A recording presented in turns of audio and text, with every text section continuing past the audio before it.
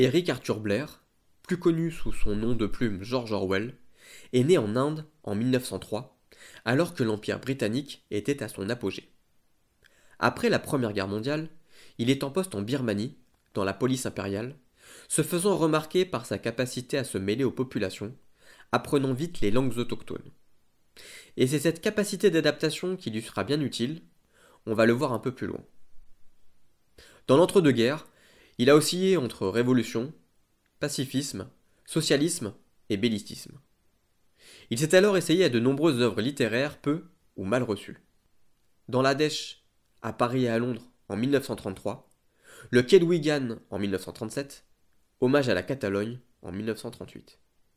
C'est après-guerre que paraissent ces deux romans majeurs, La ferme des animaux en 1945 et 1984, 4 ans plus tard.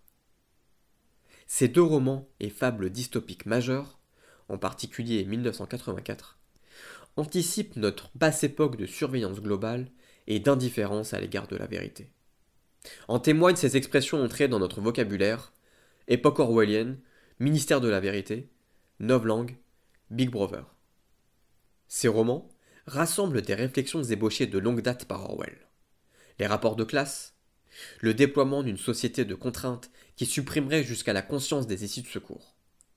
Ce mouvement de fond, c'est le progrès mécanique encouragé par les socialistes marxistes, dont Orwell démonte les présupposés dès le Quai de Wigan en 1937. Et c'est de ce texte dont je vais vous parler. Le Quai de Wigan n'est pas à proprement parler un roman. C'est un texte double, mêlant récit et critique politique. La première partie du livre est le récit de son immersion journalistique dans la vie de la classe ouvrière anglaise des années 30. Orwell se rend à Wigan, petite ville minière située entre Liverpool et Manchester, pour observer la vie quotidienne des mineurs et vivre les effets du chômage de masse. Pendant quelques mois, il sera l'un des leurs, travaillant, vivant, dormant, mangeant avec eux.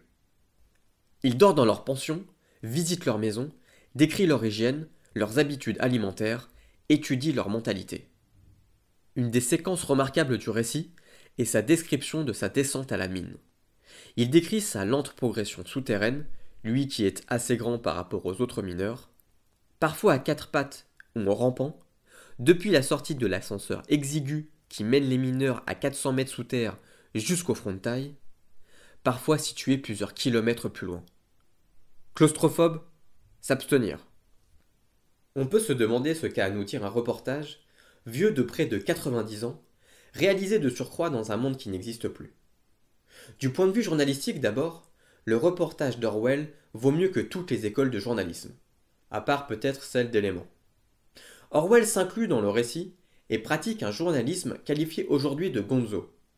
Plutôt que de se contenter d'établir des rapports sur les conditions de vie ouvrière ou de banales interviews de mineurs, Orwell vit avec eux, au plus près de leur vie concrète.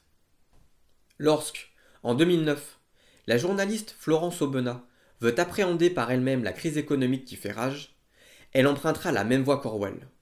Elle s'installe à Caen, s'inscrit à Pôle emploi avec le bac comme seul diplôme, et galère de petit boulot en petit boulot, dont celui de femme de ménage.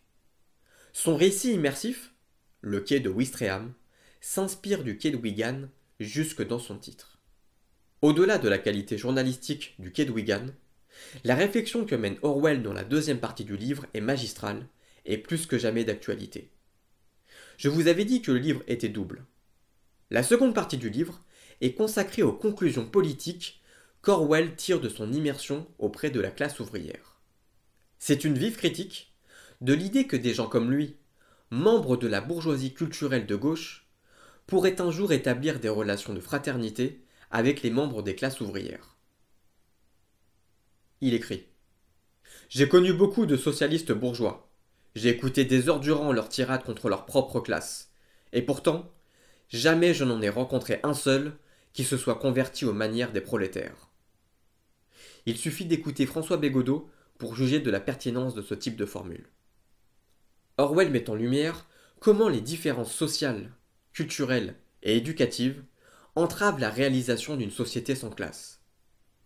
Bien que les intellectuels radicaux aspirent à abolir ces barrières, cette convergence ne peut pas avoir lieu car cela impliquerait pour eux de renoncer à leurs préférences, à leurs comportements, à leurs habitudes, à leur sensibilité, bref, à leur identité.